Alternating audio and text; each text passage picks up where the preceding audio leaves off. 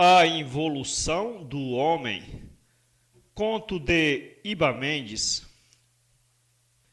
Milhares de anos nos separam dos remotíssimos primórdios do século XXI, quando se deu o pavoroso vaticínio do grande oráculo de Darwin, cognominado à época de o Dedolucionista. E boa parcela da população terá menos dedo nos pés e nas mãos. O presságio, outrora desacreditado e ridicularizado por seu aspecto supersticioso e vaticinador, cumpre-se finalmente ante os olhos estupefatos de uma nova era da humanidade. O mundo hoje gira em torno dos dedos.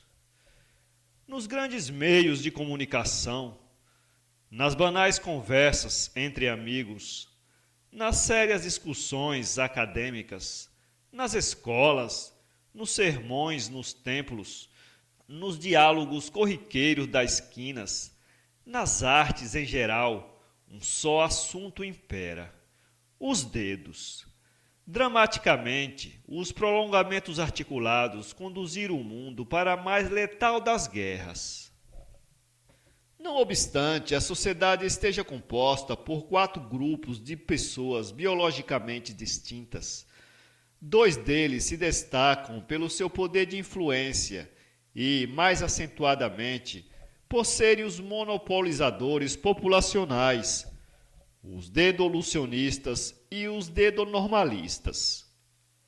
Os primeiros são identificados por portarem apenas 2 dedos, daí serem conhecidos por bidedistas.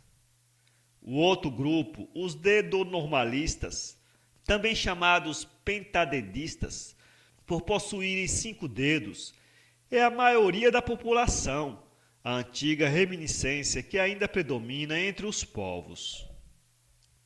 Além desses grupos dominantes, outros 2 correm por fora na disputa por um espaço no governo mundial: os dedos transicionistas e os dedos progressistas.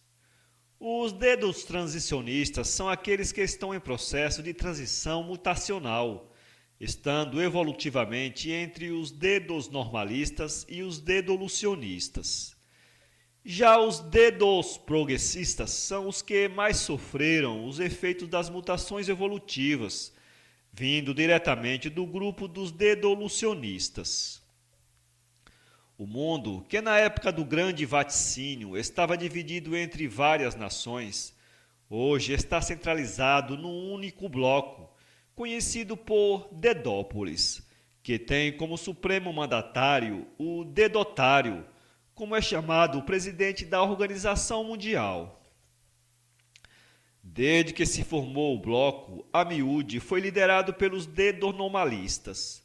Contudo, com o constante crescimento da população dedolucionista, o poder centralizado dos dedonormalistas principiou a abalar-se. Os dedolucionistas fortaleceram-se política e militarmente, e agora estavam prontos para a guerra.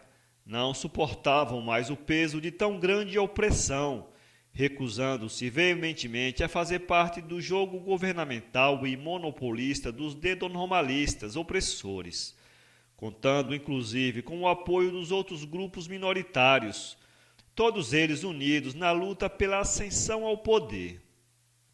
O palco da guerra estava assim armado. Esgotaram-se os discursos, evadiram-se as propostas, dissiparam-se os pactos e as alianças. Dilapidou-se, enfim, o senso de irmandade, outrora tão bem cultivado entre os homens. Agora é a luta pela prevalência do mais forte. É o império da lei de Darwin. A batalha tem início. Os dedonormalistas sofrem já nos primeiros dias uma considerável baixa. Os dedolucionistas e seus aliados marcham ferozmente rumo à capital dedonormalista. Pede rendição imediata. Não há saída. Os dedonormalistas entregam as armas e rendem-se. A capitulação é incondicional. Agora no poder, Os devolucionistas ditam as normas, alteram a Constituição e decretam, por maioria de votos, a amputação do dedos excedentes de todos os povos. Pela nova lei, nenhuma pessoa poderia ter mais que 2 dedos, tanto nos pés quanto nas mãos. Havia ainda uma cláusula que ordenava o extermínio do cidadão que não se apresentasse espontaneamente, conforme calendário médico, para a remoção num ato cirúrgico. O êxito foi total. Em poucos meses, o mundo estava, enfim, bidedista. Era o triunfo final da ciência. Todavia, como já dizia o velho Darwin, a evolução é um processo lento e contínuo, que se dá aleatoriamente por mutação, mediante seleção natural, sem a intervenção humana ou de supostas forças sobrenaturais. Algumas gerações depois, foram constatados casos isolados de pessoas apresentando um só dedo, que passaram a ser chamadas de unidedistas. Aos poucos, esses foram se multiplicando, passando a exercer grande influência na nova ordem mundial. Concomitantemente aos unidedistas, surgiu um outro grupo de seres humanos sem nenhum dedo, os arquidedistas. Embora pequeno, tornou-se este um grupo elitista, formado de homens influentes, intelectuais e grandes capitalistas. Acreditavam serem o resultado final do processo de aperfeiçoamento evolutivo, o estágio mais avançado de evolução do Homo sapiens. Mediante pesados investimentos propagandistas, chegaram eles rapidamente à liderança do bloco. Já no poder, suprimiram as antigas leis e elaboraram uma nova Constituição, fundamentada no conceito de superioridade racial. Organizaram imensos campos de concentrações, para onde enviaram todos os que portavam dedos, sem exceção. Mais tarde, puseram em prática um plano de extermínio universal. Era preciso higienizar o mundo. Fazia-se necessário purificar a terra.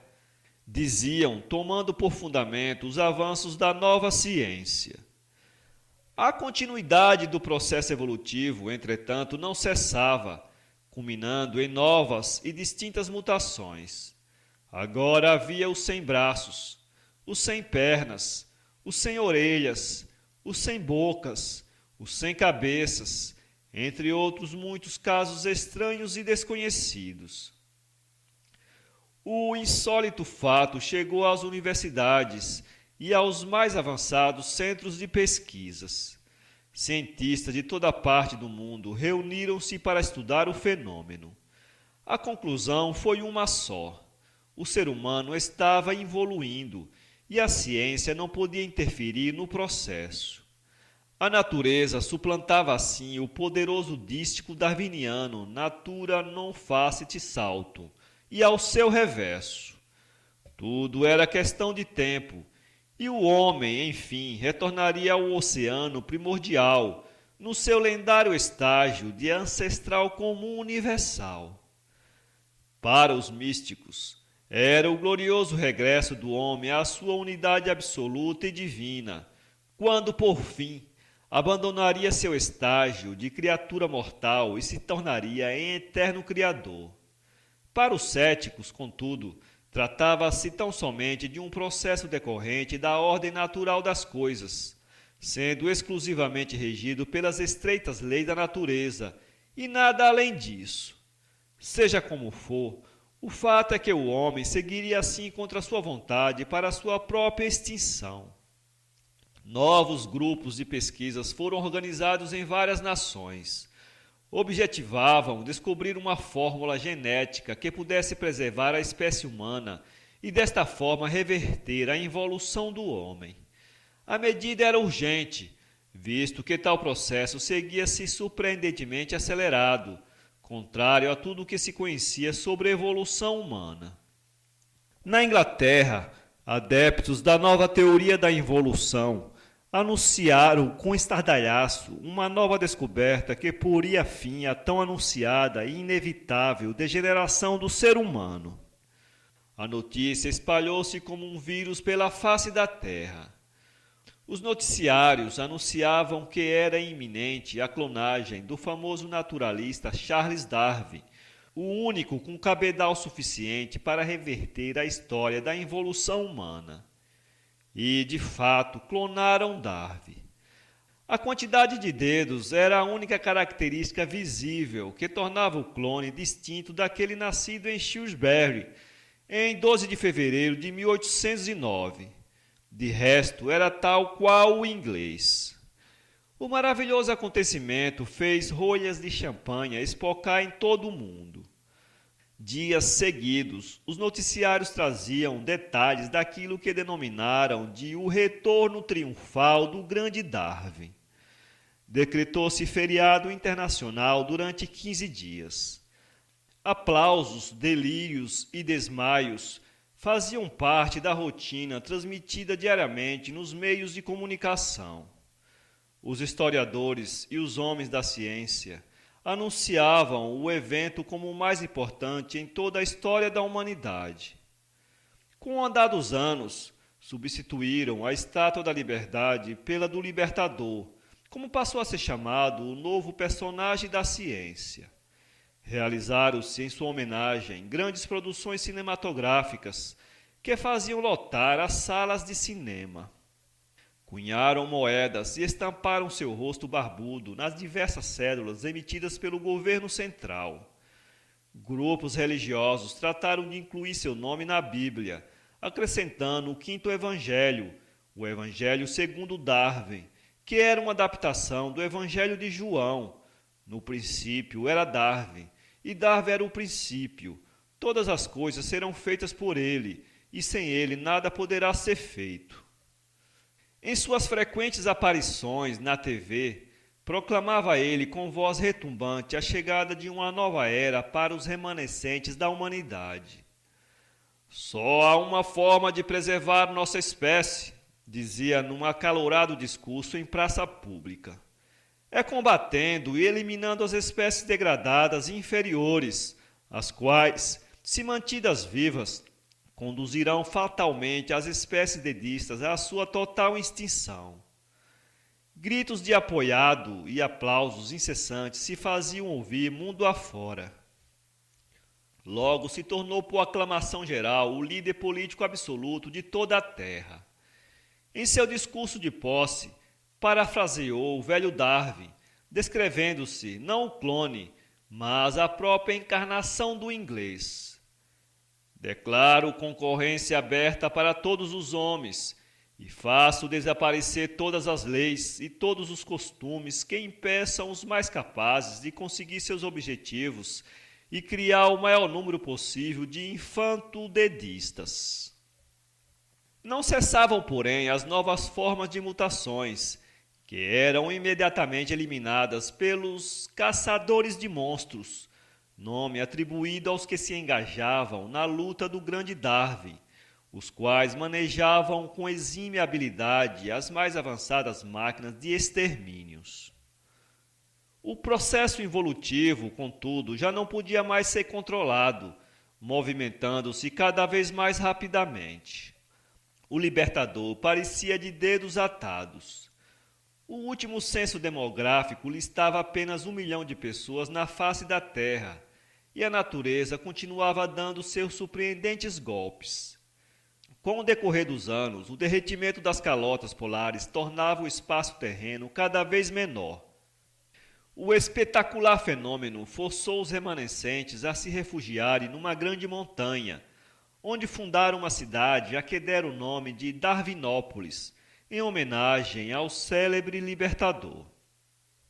Poucos, porém, sobreviveram. Entre estes estava o próprio e poderoso clone do grande Darwin. Não havia esperança para os sobreviventes. A morte era uma questão de tempo.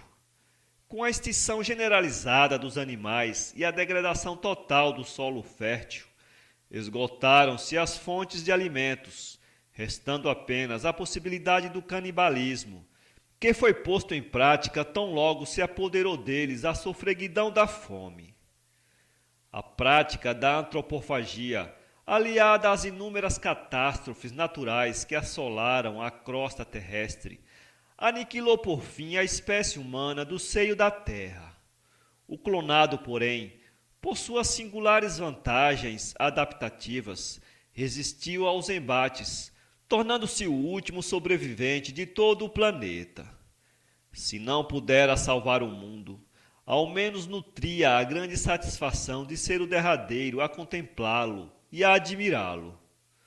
Na atual circunstância, isto já era tudo. Numa tentativa desesperada para escapar da morte, escalou ele o topo de um enorme penhasco.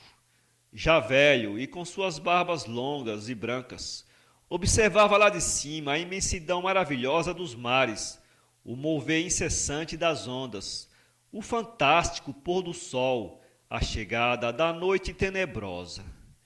Para ele, o mundo agora era um grande oceano. Deixou-se então encantar pela majestade das águas. E assim, imbuído desse encantamento e deslumbrado com a imensidão do oceano, precipitou-se subitamente sobre ele. Ainda nadou alguns metros antes de afundar-se no abismo. Findava-se ali a vida, iniciava-se ali o caos primordial. Para ler este conto, acesse www.poeteiro.com. Contato iba@ibamendes.com.